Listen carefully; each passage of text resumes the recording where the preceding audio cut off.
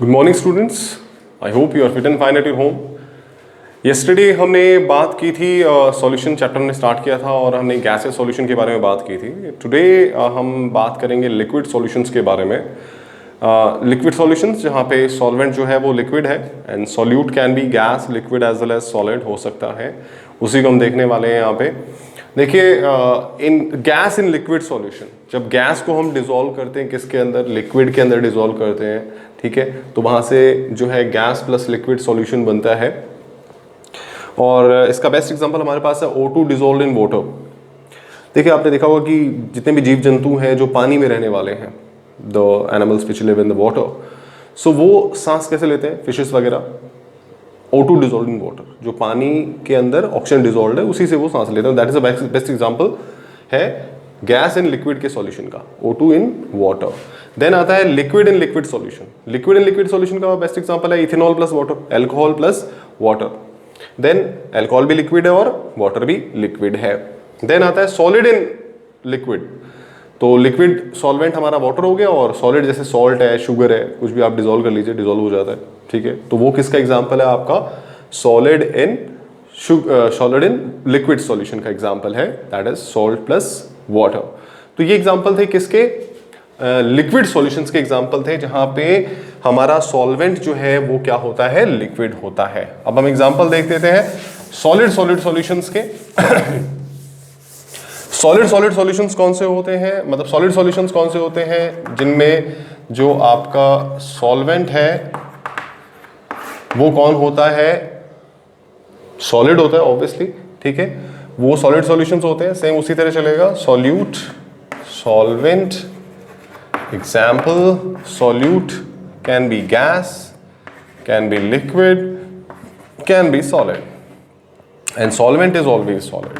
तो ज़्यादा अमाउंट में जो होता है वो सॉल्वेंट होता है, ठीक है, और वही सॉल्वेंट है तो उसी के हिसाब से डिसाइड होता है, जैसे हमने पहले भी बात की प्रीवियस सेक्शन में कि भी ये डिसाइड कौन करता है कि सॉल्यूशन कौन सा होगा, लिक्विड होगा, गैस होगा या सॉलिड सॉल्यूशन होगा, ये डिसाइड करता है सॉल्वेंट, क्योंकि that is in the larger amount. तो पहला हम एग्जांपल देखेंगे यहाँ पे गैस इन सॉलिड सॉल्यूशन का। गैस इन सॉलिड का कौन सा एग्जांपल है, hydrogen dissolved in palladium, hydrogen in palladium. Palladium metal है जो कि सॉलिड होता है, हाइड्रोजन गैस है तो उसमें डिसॉल्व हो रही है। देन आपका लिक्विड इन सॉलिड सॉल्यूशन का एग्जांपल हम देख रहे हैं। लिक्विड इन सॉलिड सॉल्यूशन का एग्जांपल हमारे पास बेस्ट है यहाँ पे अमालगम, सोडियम अमालगम, सोडियम अमालगम। सोडियम अमालगम क्या होता है, ये जितने भी मरकरी के एलॉय होते हैं ना उनको अमालगम कहते हैं बच्चों, ठीक है, उसके नाम पे। तो सोडियम प्लस मरकरी है ये एक्चुअली क्या है, सोडियम प्लस मरकरी। अब मर्क्यूरी क्या है, लिक्विड होता है, और सोडियम क्या है, सॉलिड है। So this is solid solution हो गया। Then solid in solid solution का एग्जांपल आपको भी लिखते बच्चे, ब्रास है, ब्रास यानी पीतल, ब्रास जो है that is the best example. अब सॉलिड सॉल्यूशन कौन से होते हैं, इनको एलॉय के नाम से भी आप जानते हैं बच्चों। एलॉयज क्या होते हैं, जिनको आप हिंदी में क्या बोलते हैं, मिश्रित धातु बोलते हैं, यानी कि दो धातुओं को आपस में मिला दिया, दो मेटल नॉन मेटल को आपस में मिला दिया, वो इसका बेस्ट एग्जांपल होता है, ठीक है। तो जितने भी एलॉयज हैं वो इसके बेस्ट एग्जांपल हैं। कॉपर एंड जिंक जैसे मिलकर क्या बना रहे हैं, ब्रास बना रहे हैं, ठीक है, कॉपर एंड जिंक। तो उसी तरह क्या है आपका, जैसे गोल्ड ज्वेलरीज जो बनाई जाती है उनके अंदर क्या मिलाया जाता है, कॉपर मिलाया जाता है, ठीक है, प्लस गोल्ड होता है। तो एलॉयज जितने भी होते हैं, आप कह सकते हैं एलॉय जितने भी होते हैं, मिश्र धातुएं जितनी भी होती हैं, वो किसका एग्जांपल है, सॉलिड इन सॉलिड सॉल्यूशन का एग्जांपल यहां पर है। अंडरस्टैंड स्टूडेंट्स, ठीक है। तो ये हमने देखे तीन टाइप के solutions, liquid solution, solid solution and gaseous solution. और ये किस हिसाब से डिसाइड होता है, कोई भी सॉल्यूशन कैसा होगा, उसकी फिजिकल स्टेट कैसी होगी, ये डिसाइड होता है सॉल्वेंट की फिजिकल स्टेट के हिसाब से। जो सॉल्वेंट की फिजिकल स्टेट है उसके हिसाब से डिसाइड होगा। अगर सॉल्वेंट सॉलिड है तो वो सॉलिड सॉल्यूशन बनेगा, लिक्विड है लिक्विड सॉल्यूशन, और अगर गैस है तो गैसियस सॉल्यूशन बनते हैं यहाँ पर, ठीक है। एक और क्लासिफिकेशन आप यहाँ पे ले सकते हो depending upon the type of solvent. अगर आपका यहाँ पर वाटर एज अ सॉल्वेंट आप ले रहे हो, water is acting as a solvent. तो ऐसा जो सॉल्यूशन होता है उसको हम एक्वस सॉल्यूशन बोलते हैं। ये एक स्पेसिफिक वाटर के लिए ही है, एक्वस सॉल्यूशन कहा जाएगा उनको। एक्वस सॉल्यूशन वो जिनमें water is acting as a solvent, और जिनमें वाटर एक्टिंग एज नहीं कर रहा है सॉल्वेंट की तरह तो उनको बोलते हैं नॉन एक्वस सॉल्यूशन। ये वाटर नहीं है वहां पे सॉल्वेंट की तरह, तो नॉन एक्वस सॉल्यूशन होते हैं वो। विदाउट वाटर वहाँ पे कोई और सॉल्वेंट हो सकता है, लाइक CCl4 है, कार्बन टेट्राक्लोराइड है, बेंजीन है, that can be used as a solvent also. तो उनको नॉन एक्वस सॉल्यूशंस कहते हैं। और जहाँ पे पानी एज अ सॉल्वेंट का काम कर रहा है उनको हम क्या बोलते हैं, they are termed as aqueous solutions उनको कहा जाता है।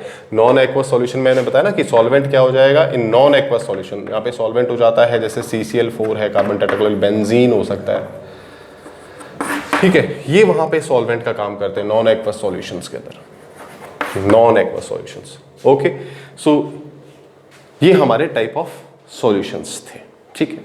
अब आपने देखा कि सॉल्यूशन के अंदर क्या है, हम यहाँ पे क्योंकि बाइनरी सॉल्यूशन ही पढ़ेंगे, that is in your syllabus. जो बाइनरी सॉल्यूशंस है, एक बार फिर बता दूं, बाइनरी सॉल्यूशन क्या होते हैं। बाइनरी सॉल्यूशन यानी कि जहां पे एक सॉल्यूट है और दूसरा क्या होता है, सॉल्वेंट होता है, उनको बाइनरी सॉल्यूशंस कहा जाता है।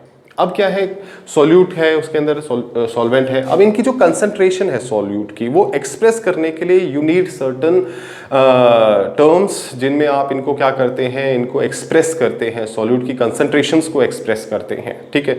इसका थोड़ा आइडिया आपको +1 में मिला है, हम दोबारा से इसको रिवाइज करेंगे यहाँ पे सेक्शन के अंदर, देखिए, ठीक है। तो कंसंट्रेशन कैसे एक्सप्रेस करना है, सॉल्यूट की कंसंट्रेशन कैसे एक्सप्रेस कर सकते हैं किसी सॉल्यूशन के अंदर, उसके लिए हमारे पास स्पेसिफिक कुछ टर्म्स हैं, कुछ यहाँ पे कंसंट्रेशन टर्म्स हैं, उनको हम यहाँ पे डिस्कस करेंगे। सबसे पहले जो कंसंट्रेशन टर्म्स यहाँ पे आता है बाइनरी सॉल्यूशन के अंदर, जो कंसंट्रेशन को एक्सप्रेस करता है, दैट इज मास परसेंटेज।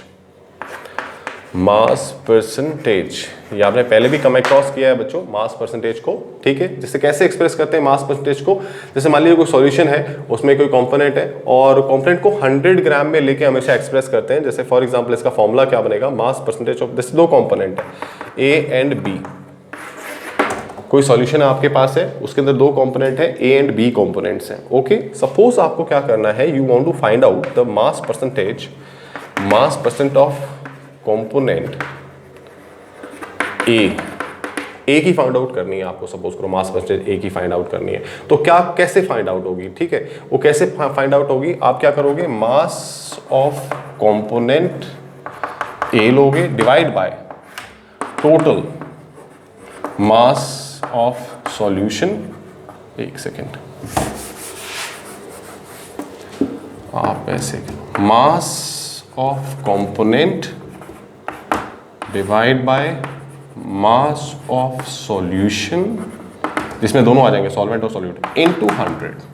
क्योंकि हम परसेंटेज निकाल रहे हैं, that's why we have to multiply by 100 से मल्टीप्लाई करना पड़ेगा। तो अगर कोई भी कंपोनेंट, कोई भी सॉल्यूशन आपके पास है, you have to calculate the percentage of the component present in that particular solution में अगर आपको निकालनी है, तो उसके लिए क्या करते हैं, क्या फॉर्मूला बनता है, that is mass of the component divide by total mass of the solution multiplied by 100।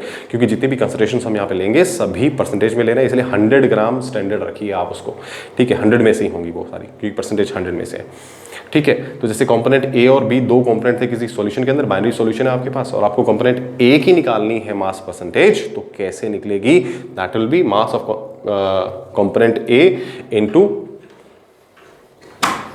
Sorry, mass of component A into 100 divide by mass of the solution. इस तरह कैलकुलेट की जाती है बच्चों, ठीक है। Sorry for the interruption. Then जैसे हम एक दूसरा यहाँ पे, जैसे एक एग्जांपल ले लेते हैं यहाँ पे, सपोज एक एग्जांपल लेते हैं यहाँ पे। जैसे मान लीजिए आपको ये दिया है कि 10 ग्राम 10% सॉल्यूशन है आपके पास, 10% सॉल्यूशन है आपके पास, W/W ऐसे लिखते हैं, ऑफ सॉल्ट। 10% सॉल्यूशन है किसका, 10% ऐसे लिख लीजिए, सॉल्यूशन ऑफ NaCl। अगर आपको ये ऐसे दे दिया जाता है 10% सॉल्यूशन ऑफ NaCl है, 10% सॉल्यूशन ऑफ NaCl का मतलब क्या होगा यहाँ पे 10% NaCl सॉल्यूशन का मतलब ये होगा कि भी वहाँ क्या है, 10 ग्राम जो है वो सोडियम क्लोराइड है, और जो बाकी आपका बच गया दैट इज जो आपका यहाँ पे यानी कि सॉल्वेंट जो यहाँ पे लिया गया है वो क्या है 90 ग्राम है, यानी इसको 90 ग्राम वाटर में आपने क्या कर दिया है, मिला दिया है। तो तब क्या बन जाता है 10% सॉल्यूशन ऑफ NaCl बन जाता है, एक्वस सॉल्यूशन ऑफ NaCl बन जाता है। तो यानी 10 ग्राम NaCl है और 90 ग्राम क्या है उसके अंदर वाटर है।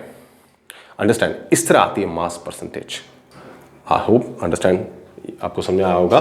ठीक है, नेक्स्ट यहाँ पे आ जाता है volume percentage, V by V, हम इसको बोलते हैं V बाय V। ठीक है, V बाय V परसेंटेज, जैसे ये वाला मास परसेंटेज जो था वो W बाय W से इंडिकेट करते हैं, वैसे ही वॉल्यूम परसेंटेज को वॉल्यूम परसेंटेज